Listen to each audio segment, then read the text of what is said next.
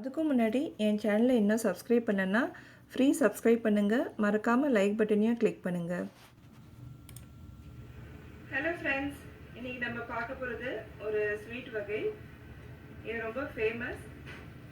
பெரும்பாலும் இது நம்ம ஆல் ஓவர் இந்தியா இந்த ஸ்வீட்டை எல்லாருமே பண்ணுவாங்க. ஆனால் இது வெவ்வேறு பேரில் இந்த டிஷ்ஷு சொல்லப்படுது. என்னன்னு கெஸ் பண்ண முடிஞ்சுதா உங்களுக்கு? அதுதான் போலி. போலி வந்து பல ஊரில் நார்த் இந்தியாலையும் பண்ணுறாங்க, சவுத் இந்தியாவில் பண்ணுறாங்க. ஆனால் பல பேருங்களில் இருக்குது. பல விதமாகவும் பல வெரைட்டிஸ்லையும் இது பண்ணலாம். இன்றைக்கி நான் பண்ணப்போது சிம்பிளான நம்ம எப்பவும் செய்யக்கூடிய பூனை வச்சு செய்யக்கூடிய போலி. போலி வந்து பொதுவாக நம்ம தமிழில் சொல்கிறது. இதை வந்து கன்னடா தெலுங்குக்காரங்கெல்லாம் ஒபட்லும்பாங்க. நார்த் இந்தியாவில் பூரன் போலிம்பாங்க. இங்கே கடலைப்பருப்பு பூரணம். இது ஏற்கனவே நான் ஒரு வீடியோவில் நான் போட்டிருக்கேன் எப்படி செய்யணும்னு, அதை பார்த்துக்கோங்க. இது இந்த மாதிரி எடுத்துக்கோங்க. அப்புறமா மைதா மாவு. இது பொதுவாக மைதா மாவில் தான் ஃபுல்லாக செய்கிறது. ஆனால் நான் ஈக்குவல் குவான்டிட்டியாக மைதா பாதி கோதுமை பாதின்னு எடுத்துப்பேன். நான் அந்த மாதிரி 2 குவான்டிட்டியில் எடுத்துகிட்டு கொஞ்சமாக அதில் உப்பு கொஞ்சமாக போடணும். சப்பாத்தி போடுற அளவுக்கு இல்லை, ஒரு நீங்கள் அரை டீஸ்பூன் உப்பு போட்டாலே போதும். அதே மாதிரி எண்ணெய் ஒரு 2 டீஸ்பூன் அளவுக்கு எண்ணெய் போட்டு இந்த மாதிரி நம்ம எப்பவும் சப்பாத்திக்கு செய்கிற மாதிரி செஞ்சு வச்சுக்கோங்க. மாவு இந்த மாதிரி இருக்கணும். நான் இப்போ இதில் வந்து தோராயமாக ஒரு 2 கப்பு போட்டிருக்கேன். நான் ஏற்கனவே பிசைஞ்சு வச்சாச்சு. இதில் மாவு டஸ்டிங்காக வச்சுருக்கேன். அப்புறமா பூனம் இருக்குது, சப்பாத்தி கல் இருக்குது, அப்புறமா எண்ணெய். முதல்ல கையை நல்லா க்ரீஸ் பண்ணிக்கோங்க எண்ணெயில். அட் த சேம் டைம் நான் இங்கே தவாவை சூடு பண்ணிகிட்ருக்கேன். பிளேட்டும் தோசை கண்டியும் ரெடியாக இருக்குது. இப்போ இங்கே மாவை வந்து எப்படி செய்யுதுன்னு பார்ப்போம்.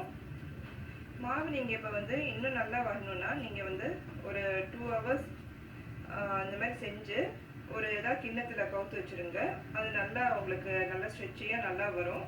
இந்த போலி செய்கிறதுக்கு நான் நெய் எடுத்திருக்கேன். அதாவது நம்ம போலி சுடும் போது அந்த நெய் ஊற்றினா நல்லா டேஸ்டியாக இருக்கும். அப்படி ரொம்ப கான்ஷியஸாக இருக்கிறவங்க எண்ணெய் யூஸ் பண்ணால் அந்த டேஸ்ட் அவ்வளோ கொடுக்காது. இந்த மாவில் நான் சொன்ன மாதிரி இப்படி எண்ணெயை க்ரீஸ் பண்ணிக்கிறேன் கையில்.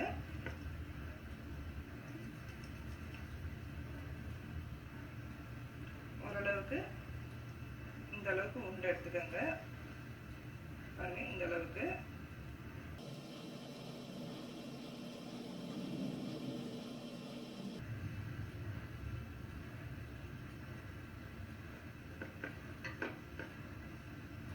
டஸ்டிங் பவுடர் கீழே போட்டு, அதாவது மைதா ரெடி கோதுமை மாவு நீங்கள் போட்டுக்கலாம். கொஞ்சம் பெருசாக ஆக்கிக்கோங்க. இந்த மாதிரி பண்ணதுக்கப்புறம் இதில் இப்போ இந்த மாதிரி செஞ்ச மாவில் இந்த அளவுக்கு நான் ஒரு 1 டேபிள் ஸ்பூன் அளவுக்கு பூண்டு எடுத்திருப்பேன்.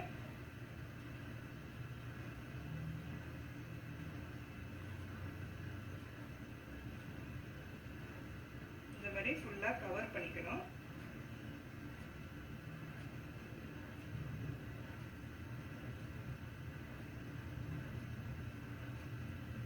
இந்த மாதிரி பண்ணதுக்கப்புறம் அப்படியே அதை நல்லா தேய்ச்சிக்கோங்க.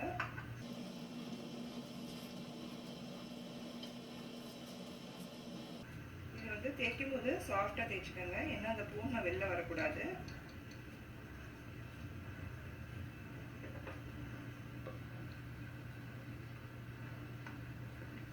அழுத்தி தேய்க்காதீங்க. இதில் வந்து இந்த பூரன் போலிங்கிறது நார்த் இந்தியாவில் அவங்க வந்து விசேஷ நாளில் இது வந்து சாமிக்கு ஸ்பெஷலாக செஞ்சு படைக்கிறாங்க. கன்னடக்காரங்களும் இது வந்து விசேஷ நாளில் நம்ம தமிழின்ஸ் வந்து வடை பாயாசம் அந்த மாதிரி பண்ணுற மாதிரி இதை வந்து ஒரு விசேஷ பதார்த்தமாகவே அதை செஞ்சு படைக்கிறாங்க சாமிக்கு. இந்த மாதிரி கட்டி வச்சுக்கோங்க. மெலிசாலாம் பண்ண முடியாது, ஓரளவுக்கு மொத்தமாக தான் இருக்கும். இந்த மாதிரி ஓரத்தில் நீங்கள் பண்ணும்போது இந்த மாதிரி வெளில வந்ததுன்னா லைட்டாக அது பரவாயில்ல, ஒன்றும் வெளில உதிராது. இப்போ இங்கே பேன் சூடாயிருக்கு. இப்போ இதை மெதுவாக எடுத்து கையில் இந்த மாதிரி மெதுவாக எடுத்து இந்த பேனில் போட்டுக்கோங்க. இப்போ நான் உங்களுக்கு இன்னொரு விதமாகவும் செய்கிறேன். இப்போ இந்த மாதிரி மாவு எடுத்ததுக்கப்புறம் வந்து அப்படி கையிலேயே நீங்கள் விரட்டி கூட்டிட்டு வேஸ்ட்டாக டஸ்ட் பண்ணிக்கோங்க. கையிலேயே நீங்கள் இந்த மாதிரி பண்ணிக்கோங்க. ஓரங்களில் மெலிசா பண்ணணும்.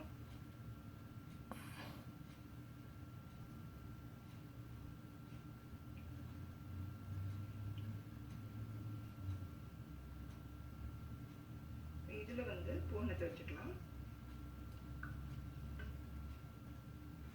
இந்த மாதிரி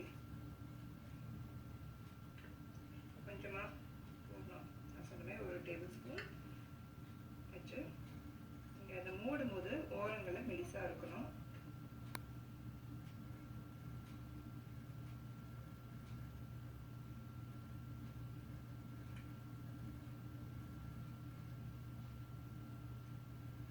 இந்த மாதிரி கையிலேயே நீங்கள் பண்ணிக்கலாம். இப்படி பண்ணிவிட்டு இப்போ கீழே டஸ்டிங் எப்போ போல் செஞ்சு போனது நான் காட்டின மாதிரியே அந்த மாதிரி தேய்ச்சிட்டு நீங்கள் போடலாம். நீங்கள் கையில் செய்யும்போது பாருங்கள், இப்போ நல்லா உங்களுக்கு வந்து ஃபுல்லாக எல்லா பக்கமும் கவர் ஆகிருக்கு. இந்த பூன் நல்லா வெளியில் வராது. அதனால நான் பெரும்பாலும் இந்த மாதிரி தான் முதல்ல கையில் செஞ்சுட்டு அதுக்கப்புறம் தேய்ச்சிப்பேன். இப்போ இங்கே நம்ம முதல்ல போட்ட அந்த சைடு வெந்திருக்கும், அதனால இப்போ நான் திருப்பி போட்டுக்கிறேன்.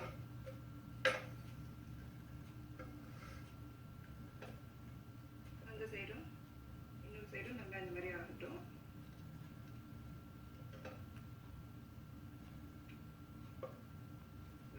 ஒரு சைடு லேசாக அந்த பின்னாடி பக்கம் போகுது. இந்த மாதிரி டைமில் கொஞ்சம் நெய் போட்டுப்போம்.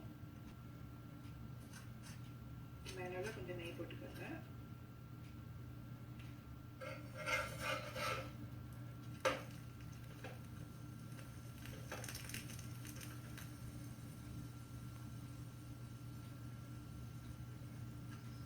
நெய் அதுவும் வீட்டில் செஞ்ச நெய் நல்லாவே கமகமன்னு நல்லா வாசனையாக இருக்கும். அது யூஸ் பண்ணுறதுனால இந்த பூர்ணத்தோடு சேர்ந்து நல்ல ஒரு ஃப்ளேவர் கொடுக்கும், டேஸ்ட்டும் கொடுக்கும்.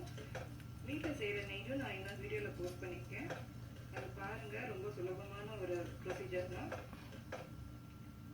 சின்ன குழந்தைங்க இருக்கிற வீட்டிலே இந்த மாதிரி நீங்கள் நெய் செஞ்சு கொடுத்தீங்கன்னா அது ரொம்ப டேஸ்டியாக இருக்கும்.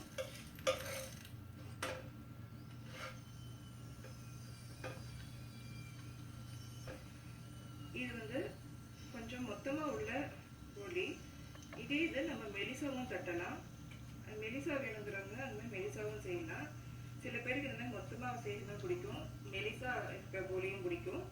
எது இப்போ போடுறீங்களோ நம்ம டிஃப்ரென்ஸ் ஒன்றும் இல்லை. நீங்கள் தேய்ச்சிக்கிறத இன்னும் கொஞ்சம் மெலிசா தேய்ச்சிக்கணும், அவ்வளோதான். எங்கள் வீட்டில் வந்து எல்லாருக்கும் இந்த மாதிரி மொத்தமாக உள்ளதான் பிடிக்கும். அந்த மாதிரி நான் அந்த மாதிரி செஞ்சு செய்கிறேன். இங்கே இப்போ இங்கே இது முடிஞ்சிருச்சு. அவ்வளோதான். ரெண்டு பக்கமும் நெய் ஊற்றிங்க பாருங்கள், நல்லா ஆயிடுச்சு. இப்போ இது எடுத்து ஒரு பிளேட்டில் வச்சிடலாம்.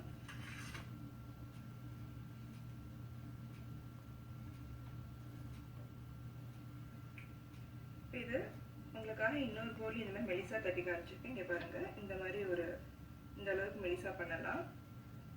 இது அதே மாதிரி சுட்டு எடுத்துக்கோங்க. இது மெதுவாக எடுத்து அந்த தவாவில் போட்டுப்போம்.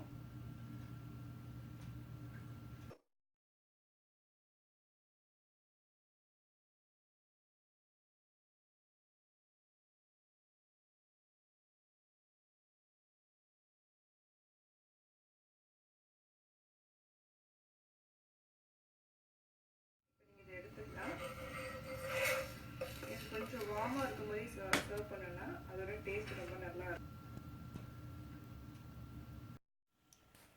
இப்போ பூர்ண போலி ரெடி, பூரன் போலி, ஒபட்லு ரெடி. இது நீங்களும் செஞ்சு பாருங்கள்.